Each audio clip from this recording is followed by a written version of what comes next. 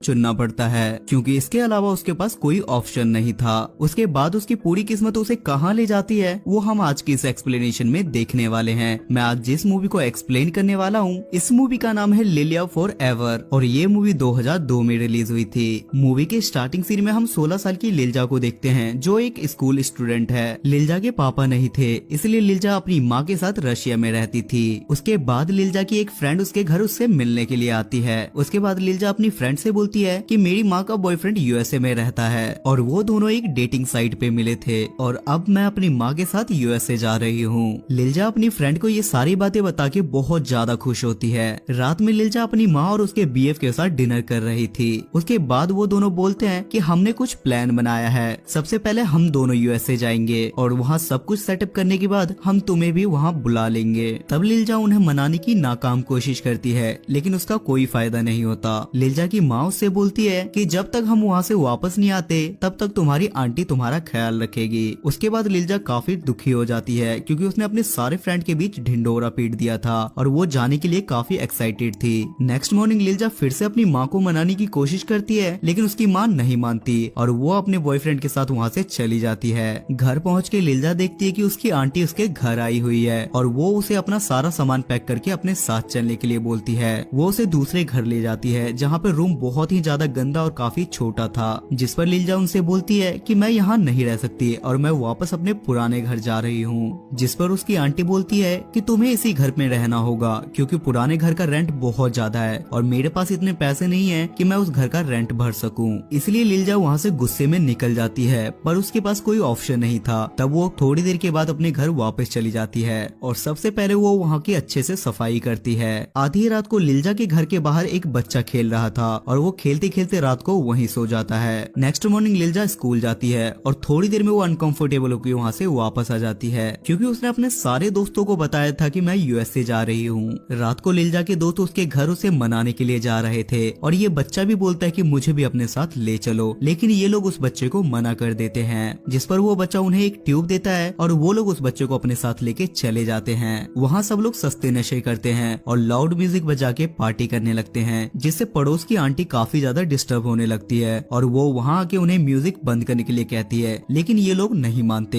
उसके बाद लिल्जा की फ्रेंड अपने बॉयफ्रेंड के साथ मस्ती करने लगती है और उसे देखकर ये छोटा बच्चा भी लिल्जा के पास जाने लगता है, जिस पर लिल्जा उसे मना कर देती है और बोलती है कि तुम अभी बहुत छोटे हो। उसके बाद जब सब लोग सो जाते हैं तब लिल्जा की आंटी वहाँ पहुँचती है और वो वहाँ पहुँचते के साथ ही लिल्जा को एक चांटा लगाती है और उसके सारे दोस्तों को वहाँ से भगा देती है। वो लिल्जा को वार्निंग देती है कि आगे से अगर मैंने ऐसा देखा तो मेरे से बुरा कोई नहीं होगा। इधर हम उस छोटे बच्चे को भी देख पाते हैं, जिसके पापा उसे गुस्से में घर से बाहर निकाल देते हैं और वो बच्चा बाहर जाके एक ब्रिज के ऊपर बैठ जाता है। तभी लिल्जा वहाँ से जा रही थी और वो उसे ब्रिज पे बैठा देख उसे नीचे उतरने के लिए बोलती है। उसके बाद वो बच्चा बोलता है कि क्या आज रात मैं तुम्हारे घर पे रुक सकता हूँ, जिस पर लिल्जा उसे साफ मना कर देती है। उसके बाद वो बच्चा बोलता है कि मेरे पापा ने मुझे घर से बाहर निकाल दिया है और बाहर बहुत ज्यादा ठंड हो रही है, जिसे सुनकर लिल्जा को उस पे दया आ जाती है और वो उसे अपने घर ले जाती है। लिल्जा के पास अब बिल्कुल भी पैसे नहीं थे और उसकी माँ भी उसके जरूरत के खर्चे के लिए पैसे नहीं भेज रही थी।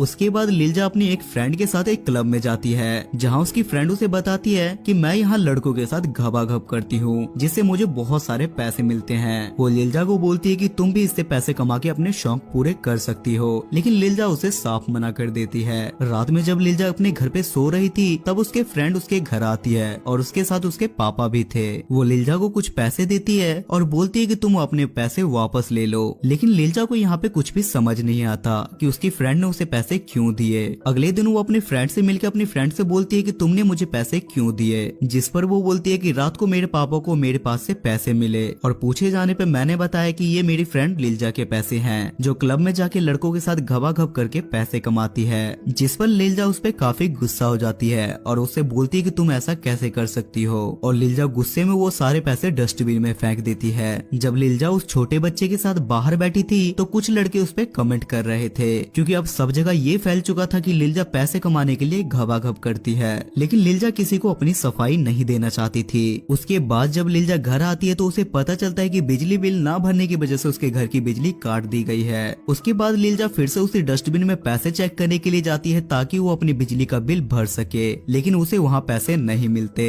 अब लिल्जा लिलजा के पास खाने तक के लिए पैसे नहीं थे। उसके बाद वो उसी क्लब में जाती है और वहाँ जाने के बाद वो एक आदमी के साथ घबाघब करती है, जिससे उसे बहुत सारे पैसे मिलते हैं, जिससे लिलजा अपनी जरूरत का सामान और एक बास्केटबॉल खरीदती है। वो बच्चा लिलजा से पूछता है कि तुम्हारे पास इतने सारे पैसे कहाँ से आए, जिस पे लिलजा बोलती है कि ये सारे पैसे मेरी माँ ने मुझे भिजवाए हैं। और कुछ दिनों बाद पैसे खत्म होने के बाद वो अगेन वही काम करती है। एक दिन लिलजा काफी रात में अकेले सड़क पे से आ रही थी, तब उसके पास एक गाड़ी वाला लड़का पहुंचता है, जो लिलजा से लिफ्ट के लिए पूछता है, लेकिन लिलजा उसे साफ मना कर देती है, जिस पर वो लड़का बोलता है कि रात बहुत हो चुकी है और ये रास्ता अच्छा नहीं है, मैं तुम्हें घर छोड़ देता हूँ। जिसके बाद लिलजा मान जाती है और उसकी गाड़ी में बैठ जाती है। उस लड़के का नाम एंड्री था और लिलजा को उसका बिहेव बहुत ज्यादा पसंद आता है। घर पहुंचने के बाद वो लड़का लिलजा से पूछता है कि क्या हम कभी कॉफी पर मिले, जिस पर लिलजा उसे हाँ कर देती है, क्योंकि उसे उस पर भरोसा हो गया था। लिलजा ये सारी बातें उस छोटे बच्चे को जाके बताती है, तब वो बच्चा बोलता है कि वो ठीक नहीं है, वो बस तुम्हारा फायदा उठाना चाहता है, क्योंकि हमेशा भरोसे वाले ही भोसड़ी वाले होते हैं। पर लिलजा उसकी बात ना मान के अगले दिन उसके साथ चली जाती है और वो उसके साथ काफी मस्ती करती है।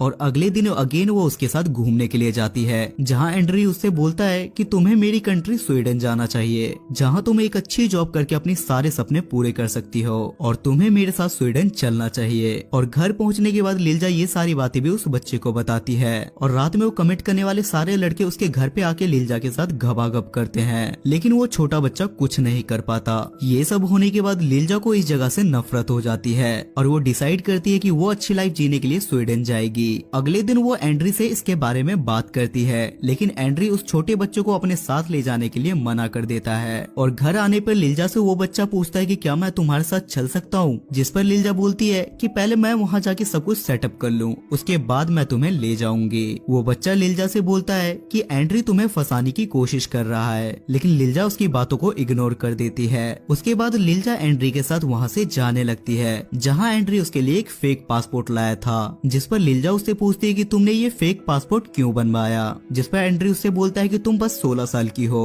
जिसके कारण तुम्हें वहाँ जॉब नहीं मिलेगी। उसके बाद एंड्री लिलजा को सॉरी बोलता है और बोलता है कि सडनली मेरी दादी माँ की बहुत ज्यादा तबीयत खराब हो चुकी है और वो लास्ट टाइम मुझे देखना चाहती है और मैं तुम्हें स्वीडन में मिलूंगा, जिस पर लिलजा भी मान जाती है। और एंड्री बोलता है कि वहाँ तुम्हें मेरा बॉस पिकअप करेगा और मैं भी वहाँ जल्दी ही पहुँच जाऊंगा। उसके बाद वो वहाँ पहुँच जाती है और एंड्री का बॉस उसे पिकअप करने के लिए आता है, जिसे देखकर लिलजा काफी खुश हो जाती है। जिसके बाद वो उसे अपने साथ ले जाता है और उसे उसका कमरा दिखाता है। लिलजा वहाँ अपना सारा सामान सेट करके सो जाती है। नेक्स्ट मॉर्निंग जब लिलजा नहा रही थी तो एंड्री का बॉस वहाँ आके जबरदस्ती उसके साथ घबाघब करता है। जब लिलजा वहाँ से भागने की कोशिश करती है तो वहाँ के सारे दरवाजे लॉक थे, जिससे लिलजा को समझ में आ जाता है कि एंड्री ने उसे फंसाया है। उसके बाद एंड्री का बॉस लगातार लिलजा के साथ घबाघब का काम करवाता है। एक दिन लिलजा रास्ते में कार में से निकल के वहाँ से भागने लगती है, तब वो आदमी उसे पकड़ लेता है और उसे बहुत मारता है, जिससे उसकी बहुत ज्यादा तबीयत खराब हो जाती है। और जब वो आदमी लिलजा के लिए दवाई लेने जाता है तो खुला दरवाजा देख के लिलजा वहाँ से भाग जाती है और कुछ समझ न आने की वजह से वो ब्रिज पे चढ़ के ऊपर से कूद जाती है, जिसके बाद उसका हॉस्पिटल में इलाज होता है और ये मूवी यहाँ खत्म हो जाती है। सो गाइस, आई होप कि आपको आज की, आप मेरे चैनल